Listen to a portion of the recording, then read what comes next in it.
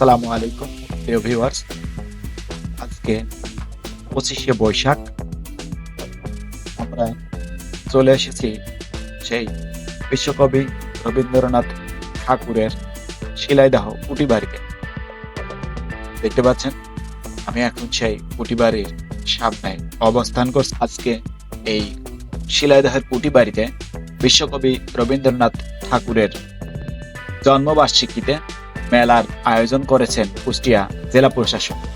আমরা সেই মেলার পরিস্থিতি, মেলার অবস্থান, মেলায় লোক জনবল কি পরিমাণ এসেছেন এবং সেই কুটি বাড়িতে আজকে আমরা দেখব সেই মেলার অবস্থা।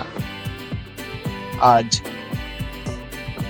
বিশ্বকবি রবীন্দ্রনাথ ঠাকুরের 163তম জন্মবার্ষিকী। সেই অনুষ্ঠানে শিলাইদহে উপস্থিত হয়েছেন বাংলাদেশ আওয়ামী লীগের যুগ্ম সাধারণ সম্পাদক মাহবুব আল হানিফ এবং কুষ্টিয়া কুমারখালী খোকসা 4 আসনের মাননীয় এমপি মহোদয় আব্দুর রউফ। আমরা দেখতে পাচ্ছি মঞ্চে সাংস্কৃতিক অনুষ্ঠানের অংশ হিসেবে এখন পরিবেশিত হচ্ছে জাতীয় সঙ্গীত। যে জাতীয় সঙ্গীত এই রবীন্দ্রনাথ ঠাকুরই রচনা করেছিলেন, তারই স্মরণে অনুষ্ঠানের শুরুতেই জাতীয় সঙ্গীত পরিবেশন হচ্ছে। উপস্থিত মাননীয় সংসদ সদস্য সহ যুগ্ম সাধারণ সম্পাদক বাংলাদেশ আওয়ামী লীগ উপস্থিত হয়েছেন এই অনুষ্ঠানে। যে অনুষ্ঠানটি আয়োজন করেছেন কুষ্টিয়া জেলা সাংস্কৃতিক সংঘ, জেলা প্রশাসন। আপনারা দেখতে পাচ্ছেন দর্শক সারিতে সবাই বসে আছেন।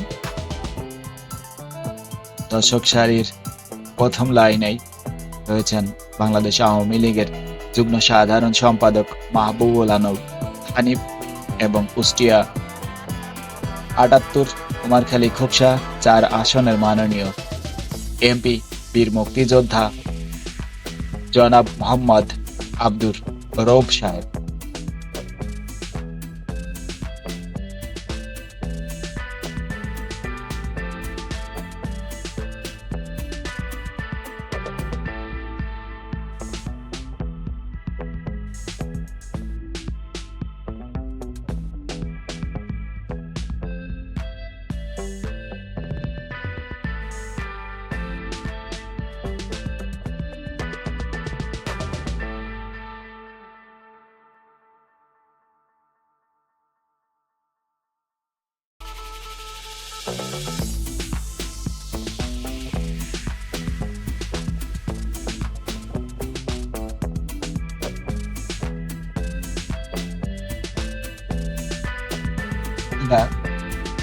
এখন যে মানুষটিকে দেখতে পাচ্ছেন কথা বলছেন, ওনার কথাগুলো আমি সম্প্রচার করতে পারছি না, তার কারণ আউটসাইডের জাতীয় সঙ্গীতের নয়েজ সাংস্কৃতিক অনুষ্ঠানে চলে আসছে। এইটি দিলে ভাইলেশন হবে, তাই আমি কথাগুলো দিতে পারলাম না।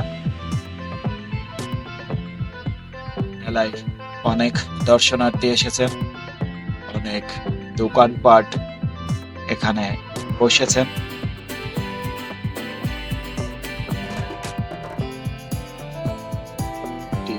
আনন্দঘন পরিবেশ, জমজমাট ভাব সৃষ্টি হয়েছে রবীন্দ্রনাথের আজকের সেই 63তম জন্মবার্ষিকী। ধন্যবাদ সবাইকে ভিডিওটি দেখার জন্য।